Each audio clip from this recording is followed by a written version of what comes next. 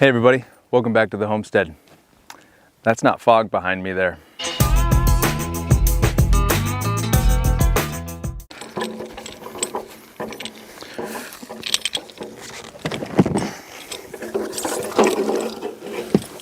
So today I kind of wanted to do something a little bit different. The fog back there is actually smoke. If you watch the news at all, if you don't, good for you. But California is basically on fire. It's nothing new, it happens every year. We're used to it. But this is something that I built a while back and I just wanted to show it to y'all, and it's something that I always have on hand and keep close and always make sure it's working well. So that's what we're going to do today, make sure it's up and running, because you never know when fire is going to come, and it's always good to be prepared. So let me bring you in a little bit closer here and we'll check out what I did to this thing and talk about the unit itself, and then also these little frilly things I got going on here and what they do, and my whole setup really. So what we have here is my fire pump. I'm going to say that with quotations because technically it's not a fire pump, it's a semi-trash pump, and I've set it up to be a fire pump. I'd rather have something rather than nothing, and this is a fraction of the price than buying a fire pump. Those things are pretty badass, but like I said, much cheaper this way. So let's go over it real quick. It is a WB20XT. I bought this used a while back. It didn't have this whole setup going on here. I'd seen someone that had pretty much this exact setup and copied it. This is a 2-inch pump. I wrote it down here just so I always know. 136 gallons per minute, a head of 105, and a suction of 24 feet. So I can have 24 feet of suction pipe on there. What I've done to it is added this whole setup here. Basically what these pumps are made to do is just de-water. So you put it into some sort of water that you want to move, and you move it. This compared to a fire pump's going to have a lot more pressure. I believe, the research I've been doing, this has 45 pounds PSI, and a fire pump is going to have more than that for sure. But what I did here, basically the factory end here is a NPT, National Pipe Thread, and so I just added the T and the 90 and then put these fire hose connections on there. So this is 2-inch, 90 here, 2.5-inch fire hose, and then reduce that down to 1.5-inch fire hose, because that's what I use and carry with me with this pump. Put this spigot on there just to kind of have it, so you could have another hose running off on the side along with this. So that's basically the head part of it, the discharge. And then on this end here, the suction end, I did add a, it's called a cam lock fitting. Now, I guess we can move over to the accessories. So this is the suction pipe.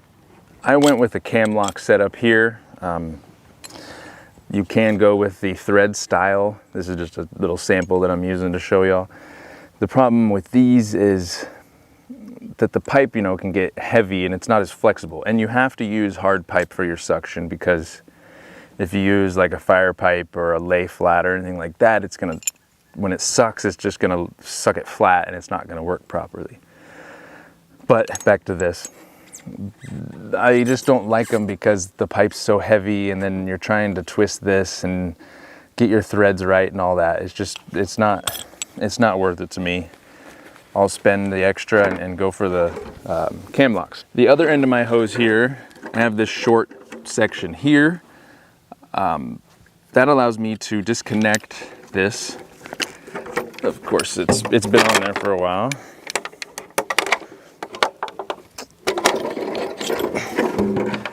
And then I am able to hook up to my tank up at the house with this end here, which is very convenient to have. That way I can just plug this into the tank, plug it into here, and I'm good to go. On this section here, for situations where I'm pulling out of the pond, I don't want to lose my suction on the unit, and this is a foot valve, and it'll one-way valve, and it'll close when the unit's not pulling, and it'll keep water from draining out of the pipe so that when I start it back up, it just always has pressure behind it and I'm not waiting to prime. This here, it's basically just my little hokey pokey flotation device, so this thing's not sitting directly on the ground. It's got a little bit of buoyancy. Now we get to the outlet side. I try and keep everything contained. Just got these 3 different things I gotta grab if I need to. The suction, the pump, and the hoses. Right now I only have 100 feet of hose. I want more, but fire hose is not cheap. One thing that I do have, pretty nice, is a 1.5 inch NHT to 3/4 hose. NHT is the fire hose thread, national hose thread, and it just goes on there, and then I can connect a garden hose up to that end and go a little bit further. This thing says 105 feet ahead, but I can go pretty far with garden hose on there. I would be able to keep a fire down while I'm waiting for, you know, the fire department to get here. But yeah, I'd just rather be prepared and not have to rely on someone and just sit there and run around with a chicken, like a chicken with my head cut off, waiting for someone else to come and help, when if I can at least start attacking it while I'm waiting, that would be nice. Not many things keep me up at night, but other than my kids and fire. The nozzle here, I actually scored this when I was working at a recycling center, and works out pretty well. It's a Acrom brand. Came from an old fire department in town. It was definitely been rode hard, kind of leaks a little bit, but it gets where I want to go. So now we kind of went through all the equipment. Let's dunk it in the water, fire it up, and I'll kind of show you, like I said, all my little trinkets here and what I use them for.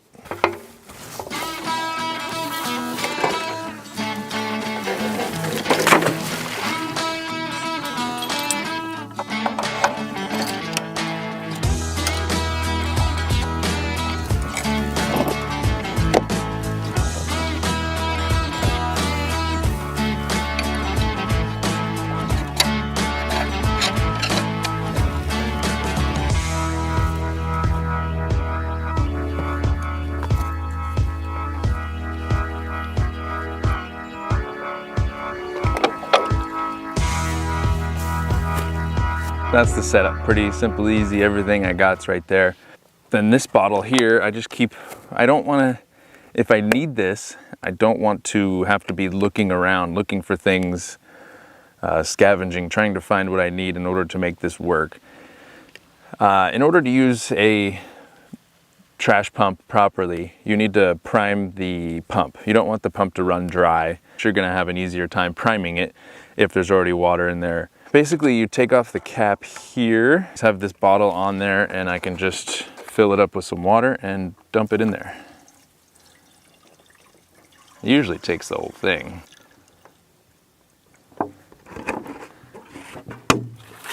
Make sure that gasket stays on there. Don't want to lose that. Now, another thing I would suggest, if you haven't already purchased one of these, I wouldn't go with any off-brand. Don't go to your Harbor Freight and get a pump if you're going to use it for this type of situation. If you just need a pump for some other, you know, just moving water or whatever, but I'm kind of relying on this unit. That is why I went with a Honda. I know it's going to start every time. This thing has not been ran today or in the last week, and I know it's going to start at least on the second pull. Hopefully while you're all watching. But yeah, just it's worth the money to buy something that you can rely on every time. Choke on, fuel on. And then I'll grab the hose here and just kind of keep it kinked a little bit so I have a little bit of back pressure here.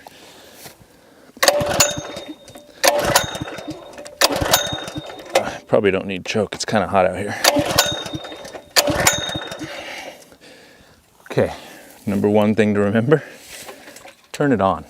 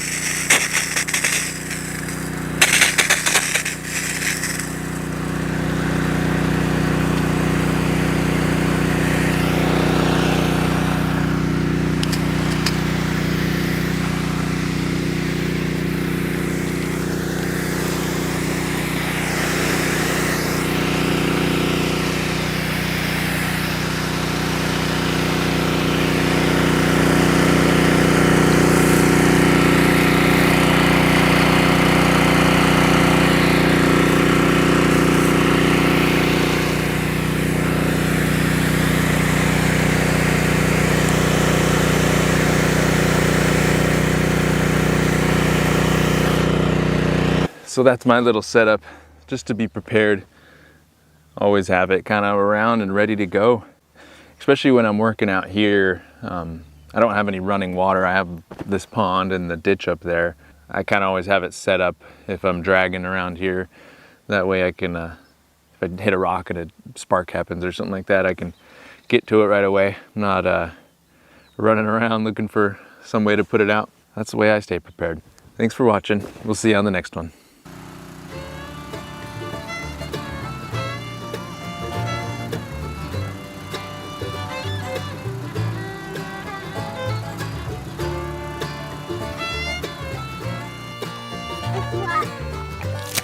Come water it! Hey, got you. It's here.